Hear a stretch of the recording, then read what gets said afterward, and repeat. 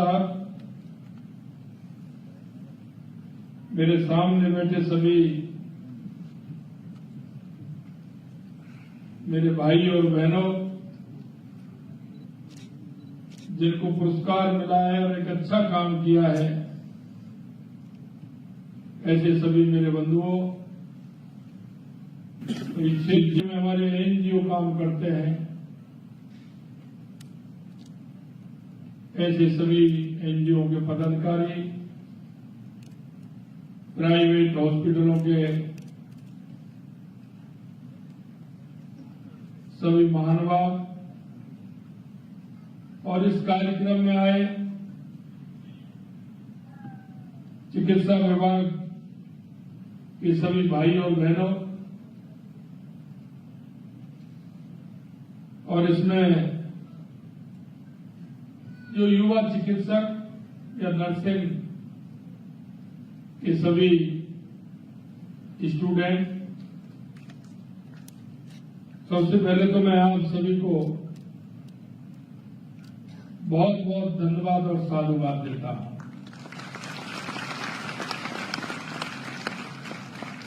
क्योंकि ये विभाग ऐसा है, इसमें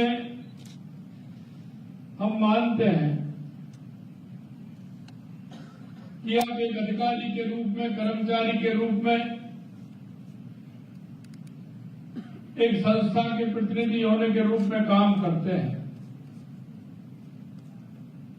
लेकिन उसके अलावा हमारी संवेदनाएं, हमारी सेवा, क्योंकि ये क्षेत्र ऐसा है कि इसमें उससे ज्यादा संवेदना और सेवा का बहुत बड़ा महत्व होता है।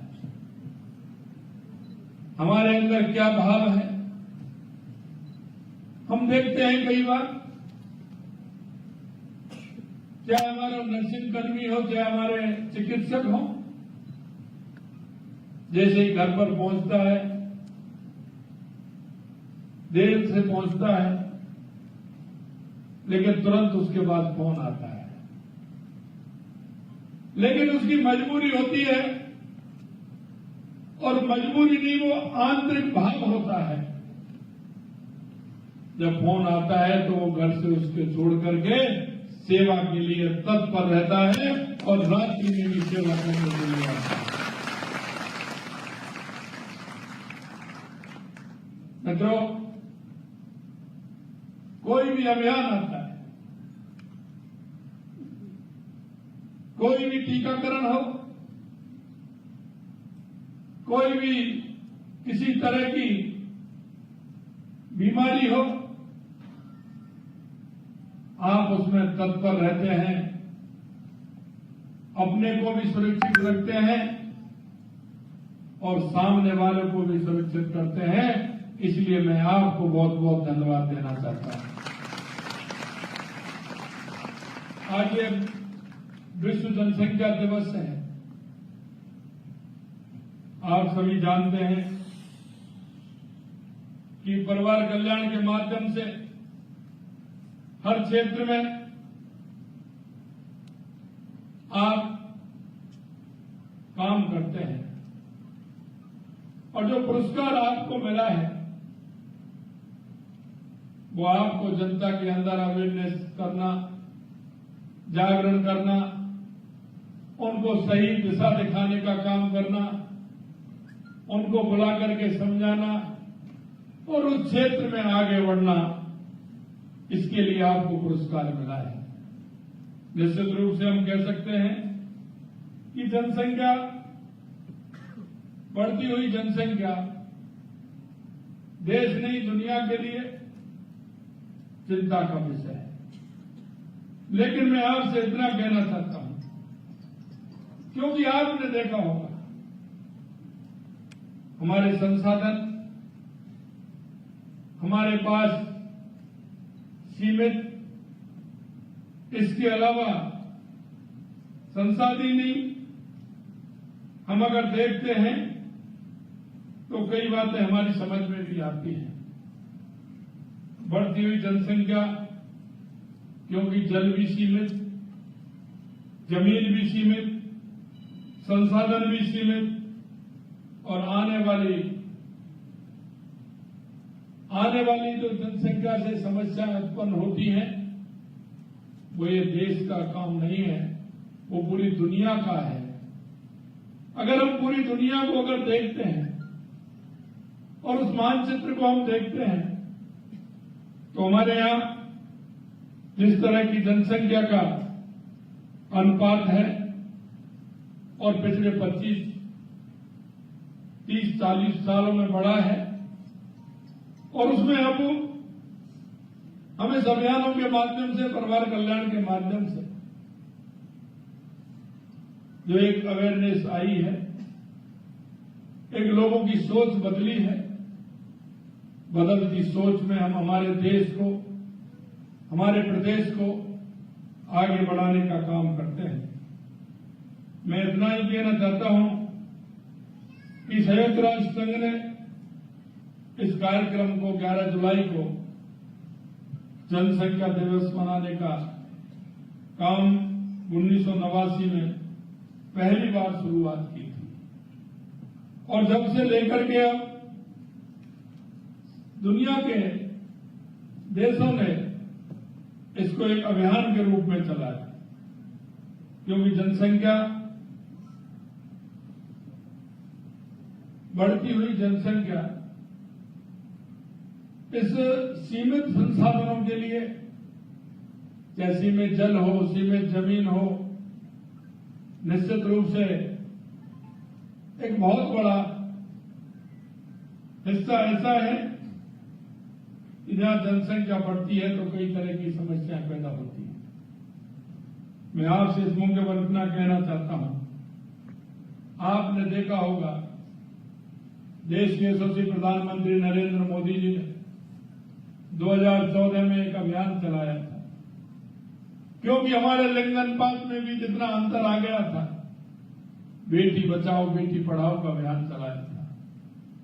और हम इसलिए कहते हैं कि कुछ अभियान इस तरह के हैं कि जिनको एक नागरिक होने के नाते हम सबको उनमें समझना पड़ता है, सोचना पड़ता है और अभियान हाथ से लेने पड़ते हैं। इसी तरह का स्वच्छता अभियान आपने देखा होगा, नदी सफाई का अभियान आपने देखा होगा, और अभी आप देख रहे हैं एक पेड़ मां के नाम। देश के यशस्वी प्रधानमंत्री नरेंद्र मोदी जी ने आह्वान किया है कि अगर पर्यावरण बचाएंगे तो हम ठीक प्रकार से हमारे जीवन को सार्थक कर सकेंगे। पर्यावरण का बहुत बड़ा इश्यू है।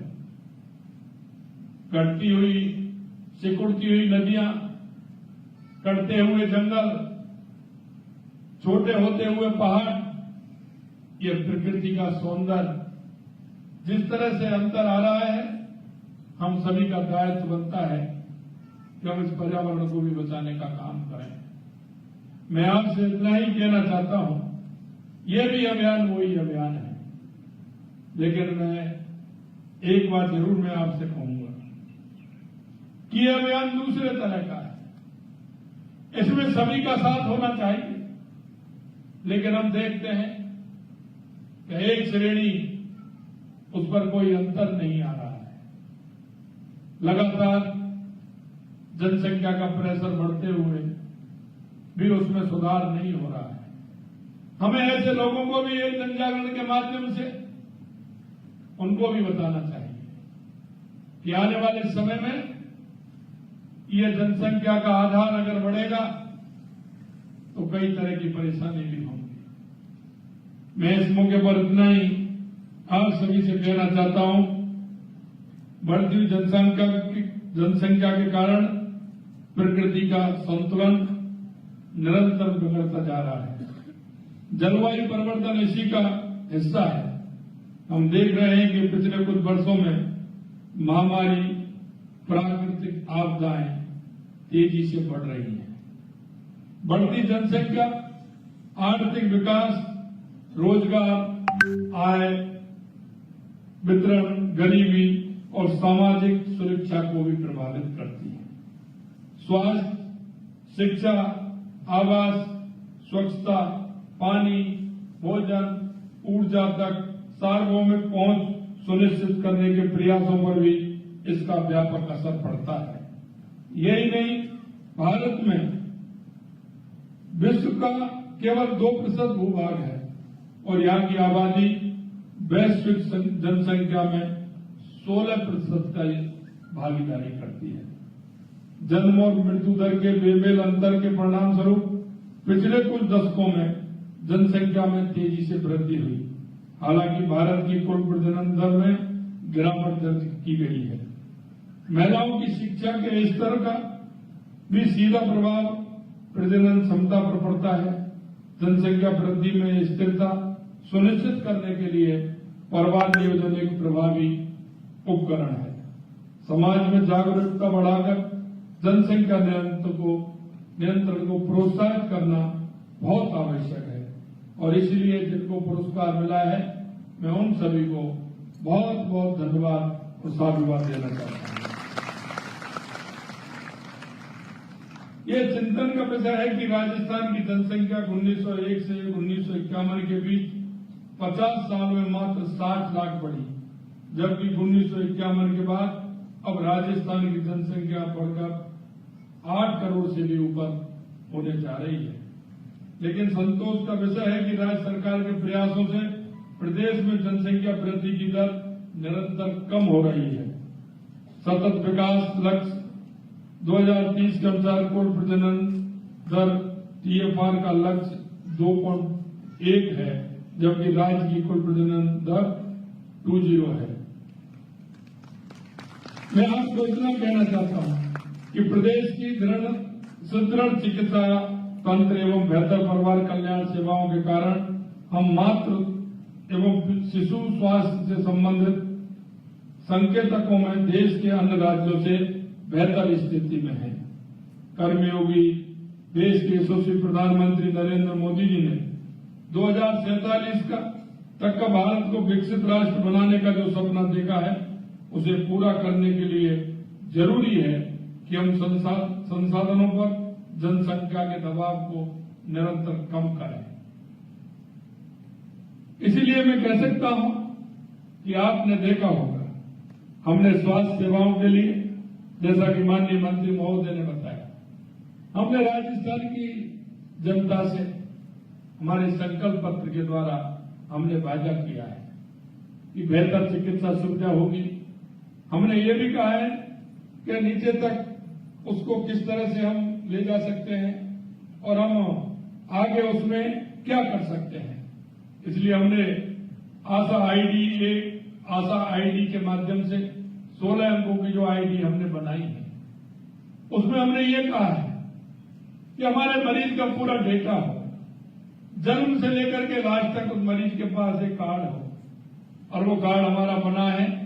और खुशी इस बात की है कि 10 दिन में, लगभग 15 दिन में, 10-12 दिन में 10 लाख कार्ड हमारे बन गए हैं। और ये इसलिए कि हम कहीं भी जाते हैं, हॉस्पिटल में जाते हैं, प्राथमिक स्वास्थ्य केंद्र से लेकर के हेल्थ सेंटर तक, वो आईडी हमारे पास होगी। उस आईडी के माध्यम से हमने कब डॉक्टर को दिखाया, हमारा चेकअप हुआ, उसमें क्या आया, क्या हमारे को परेशानी थी, पहले इसको क्या क्या बीमारी थी, अगर वो जानकारी में रहेगी तो निश्चित रूप से हमारे उस चिकित्सक को पूरी जानकारी भी मिलेगी और आगे उसके इलाज में वो ठीक प्रकार से सोच समझ करके आगे वो अपना इलाज जारी रखेगा। और ये नहीं, हमारा कोई भी व्यक्ति हो, उसकी एक आईडी हो और जिसे लेकर के कहीं भी वो जाता है, तुरंत कंप्यूटर पर लगाता है और डॉक्टर के पास जाता है तो उसकी पूरी हिस्ट्री निकल करके आ जाती है कि इसको क्या बीमारी थी, आगे इसका किस तरह से इलाज करना है।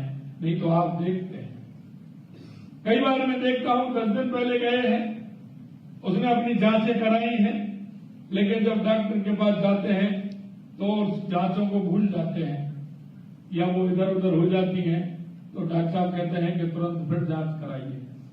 और फिर वो जांच कराने जाता है, उसका पूरा एक दिन उसमें खराब हो जाता है क्योंकि रिपोर्ट कहते हैं कभी दोपहर बाद मिलेगी तो कभी शाम को मिलेगी, और ये बात भी है कि रिपोर्ट आएगी तो एक साथ तो आएगी नहीं, घंटे 2 घंटे बाद आएगी तो उसका समय भी बर्बाद होता है।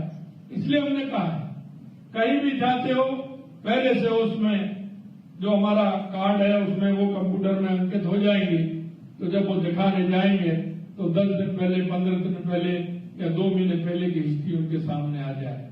मैं धन्यवाद देना चाहता हूं माननीय मंत्री महोदय जी को कि उन्होंने ये कार्य स्टार्ट कर दिया है, और ये कार्ड निश्चित रूप से हमारे हर व्यक्ति के लिए बहुत ही सुविधाजनक होगा। मैं अंत में इतना कहना चाहता हूं मेरे भाइयों, जो हमने हमारे संकल्प पत्र में आपसे वायदा किया है, हमने अभी आपने देखा होगा, हमने उपकेंद्रों को प्राथमिक केंद्र में क्रियान्वित किया है काफी संख्या में, प्राथमिक केंद्रों को हमने सामुदायिक केंद्र बनाया है, और हमने जहां आवश्यकता है वहां जिला अस्पताल भी हमने बनाया है। और हम आपसे कहना चाहते हैं कि चिकित्सा के क्षेत्र में हमने ये भी कहा है कि हम चिकित्सकों की भी किसी तरह से कमी नहीं रहने देंगे। उनका भी हमने अनुमान निकाला है कि कितने चिकित्सक हमको आवश्यकता है, कितने हमारे नर्सिंग कर्मचारियों की आवश्यकता है, कितने हमारे प्रयोगशाला के जो हमारे सहायक हैं उनको हमने कितना लेना है। हमें हर क्षेत्र में काम करना है। और मैंने कहा माननीय मंत्री महोदय जी से कि आप चिंता मत करिए, क्योंकि बिना हाथ पैर के हम काम नहीं कर सकते। हमारा सिस्टम जब तक ठीक प्रकार से नहीं होगा तो हम उस आम व्यक्ति को उसकी सुविधा के अनुसार हम उसकी चिकित्सा नहीं कर सकते हैं।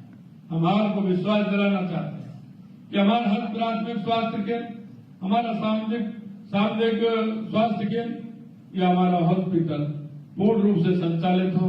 आपसे मेरा इतना ही कहना है, आप सभी क्षेत्र में काम करते हैं, हमारी संवेदनाएं हमारे हर मरीज के साथ हो। मुझे पता है कि आपकी ड्यूटी पूरी हो जाती है, लेकिन कभी कभी ऐसा मरीज आ जाते हैं कि जो आप अपनी ड्यूटी को भी भूल जाते हैं।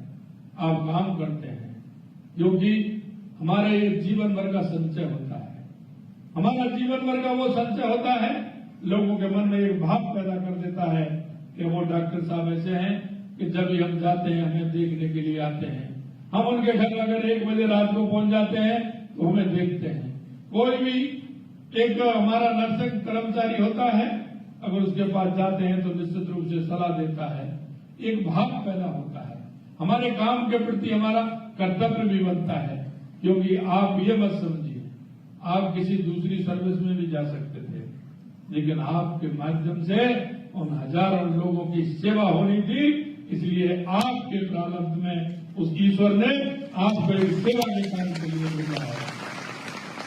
और आप सौभाग्यशाली व्यक्ति हैं कि आपको एक ऐसे व्यक्तियों की सौभाग्य का जिम्मा आपको दिया है, क्योंकि जो अनजान व्यक्ति होता है, जो नहीं जानता है, वो आपको ही परमात्मा मानता है। मानता ही नहीं, वो इस सोच से आता है कि मैं अगर वहां जा रहा हूं तो या तो वो आपसे विनती करता है, या फिर जब बीमार होता है तो ऊपर वाले से विनती करता है, और वो कहता है कि कैसे भी मेरा स्वास्थ्य ठीक प्रकार से हो जाए। मित्रों, आपने अच्छा कार्यक्रम रखा, इसके लिए मैं बधाई देता हूं। और मैं यही कहना चाहता हूं, उनमें कई बार मेरे पास आते हैं, कभी हमारे चिकित्सक आते हैं तो कभी हमारे नर्सिंग कर्मचारी आते हैं। मैं उनसे यही कहता हूं कि दूर दराज में बैठे उस व्यक्ति को एक बार आप पीछे मुड़ करके देख लेना। जिसको आवश्यकता है आपकी, जिसको आवश्यकता है आपकी चिकित्सा की, जिसको आवश्यकता है आपके सहारे की, जिससे वो अपना जीवन स्वस्थ होकर के जी सके, इसलिए उनकी तरफ देखते हुए हमारे काम को हम आगे बढ़ाते रहे। इसी भावना के साथ आप सभी ने बहुत अच्छा कार्यक्रम यहाँ रखा, हमारे उन सभी को पुरस्कार दिया। मैं माननीय मंत्री महोदय जी को, माननीय हमारी अतिरिक्त सचिव जी को और आप सभी को बहुत बहुत धन्यवाद देता हूँ, साधुवाद देता हूँ। आप सभी को बहुत बहुत धन्यवाद। जय हिंद, जय भारत, जय भारत।